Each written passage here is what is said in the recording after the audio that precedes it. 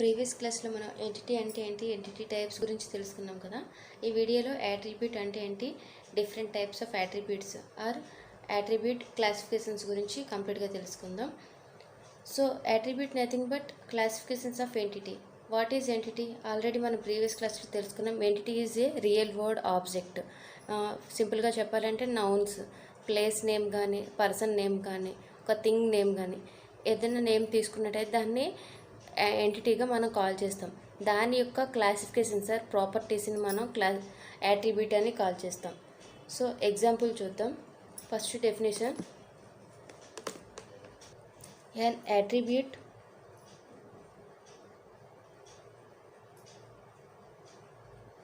provides the characteristics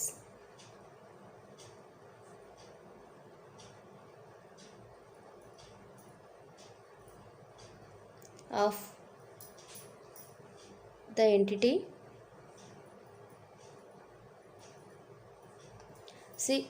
entity యొక్క క్యారెక్టరిస్టిక్స్ని provide చేసి దాన్ని యాట్రిబ్యూట్ అని కాల్ చేస్తాం. Or another word, an attribute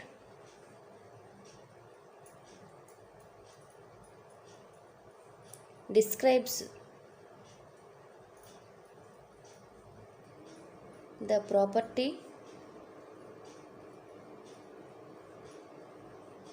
of an entity.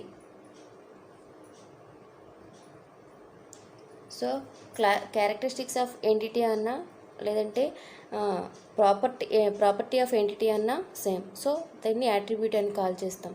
Example చూద్దాం. సో ఇక్కడ ఎగ్జాంపుల్, బెస్ట్ ఎగ్జాంపుల్ కామన్గా యూజ్ చేసేది స్టూడెంట్ ఆర్ ఎంప్లాయీ అనేది. So student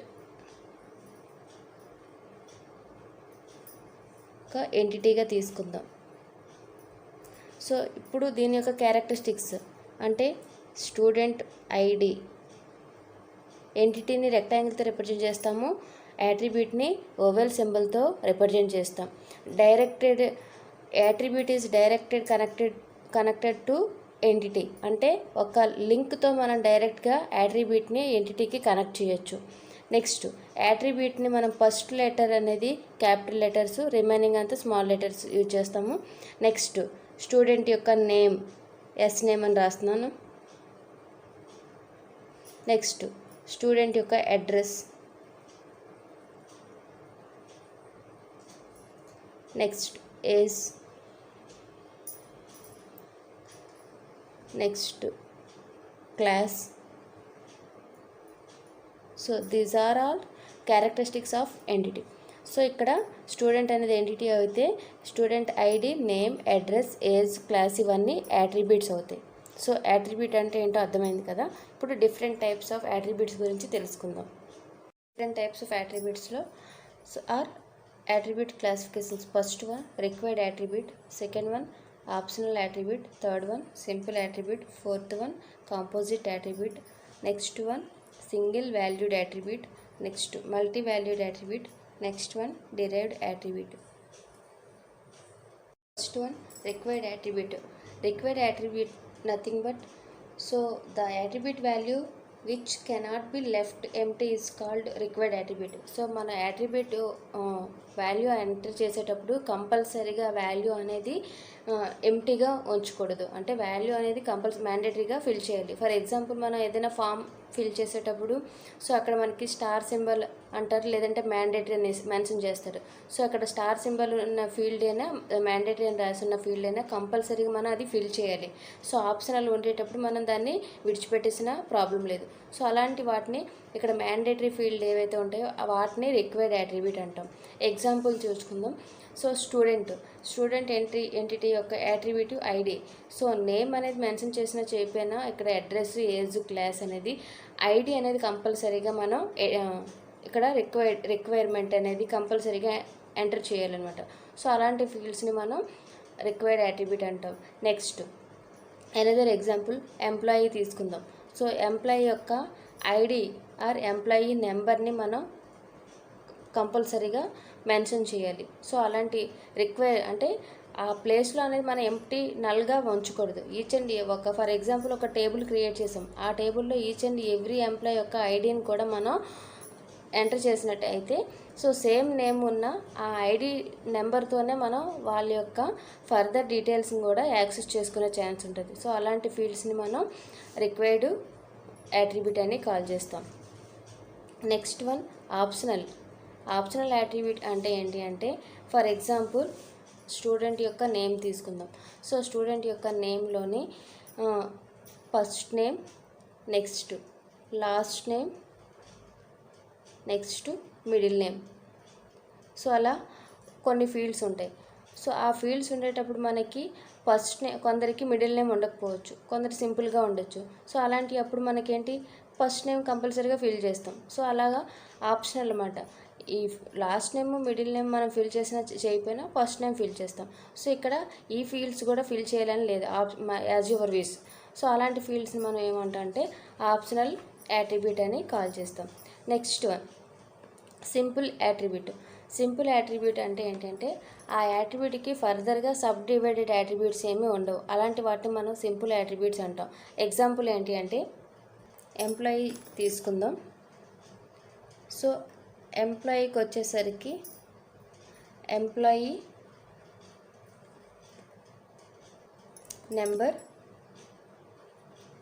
next department name, next employee salary. So ఇక్కడ ఎంప్లాయీ నెంబర్ వచ్చేసరికి దీనికి ఫర్దర్ డివైడెడ్గా యాట్రిబ్యూట్స్ ఏమీ అవసరం లేదు. నెక్స్ట్ డిపార్ట్మెంట్కి వచ్చేసరికి అవసరం లేదు, శాలరీకి కూడా మెన్షన్ చేయవసరం లేదు. సో ఇలాగా సింపుల్గా ఉన్న యాట్రిబ్యూట్స్ని మనం సింపుల్ యాట్రిబ్యూట్స్ అని కాల్ చేస్తాం. Next one composite attribute. Composite attribute అంటే ఏంటి అంటే the attribute which can be sub divided further is called composite attribute. అంటే ఒక యాట్రిబ్యూట్ అనేది ఇంకా ఫర్దర్గా సబ్ డివైడెడ్గా యాట్రిబ్యూట్ కలిగి ఉంటే దాన్ని కాంపోజిట్ యాట్రిబ్యూట్ అని కాల్ చేస్తాం. సో ఎగ్జాంపుల్ ఏంటి అంటే ఎంప్లాయీ నేమ్ తీసుకుందాం, ఈ నేమ్. సో ఎంప్లాయీ నేమ్ తీసుకునేటప్పుడు ఈ ఎంప్లాయీకి first name, next middle name, next last name. So ఇలాగా ఒక యాట్రిబ్యూట్కి ఇంకా సబ్ డివైడెడ్గా యాట్రిబ్యూట్స్ ఉంటే దాన్ని కాంపోజిట్ యాట్రిబ్యూట్ అని కాల్ చేస్తాం. నెక్స్ట్ ఎనదర్ ఎగ్జాంపుల్ ఏంటి అంటే ఎంప్లాయీ అడ్రస్ తీసుకుందాం. సో అడ్రస్కి ఇంకా ఫర్దర్గా city, next door number, next street, ఇలా సబ్ డివైడెడ్ ఒక యాట్రిబ్యూట్కి సబ్ డివైడెడ్గా యాట్రిబ్యూట్స్ ఉంటే దాన్ని మనం కాంపోజిట్ యాట్రిబ్యూట్ అని కాల్ చేస్తాం. Next one single valued attribute. Single valued attribute is nothing but the attribute can accept at most one value is accessed to the one value is accessed, single value is called single valued attribute. అంటే ఏంటి అంటే ఒక పర్సన్కి ఒక్క number మాత్రమే access చేసినట్టయితే అటువంటి నెంబర్స్ని మనం సింగిల్ వాల్యూడ్ యాట్రిబ్యూట్ అని కాల్ చేస్తాం. ఎగ్జాంపుల్గా మనం ఆధార్ కార్డ్ నెంబర్ చెప్పొచ్చు.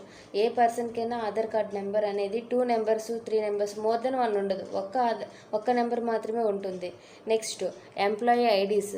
సో ఒక ఆర్గనైజేషన్లో వర్క్ చేసిన ఎంప్లాయీకి కూడా ఒక్క ఐడి ఉంటుంది. Next hall ticket number. So అలాంటి ఒక్క నెంబర్ మాత్రమే యాక్సెస్ చేసినట్టయితే అలాంటి వాటిని మనం సింగిల్ వాల్యూడ్ యాట్రిబ్యూట్ అని కాల్ చేస్తాం.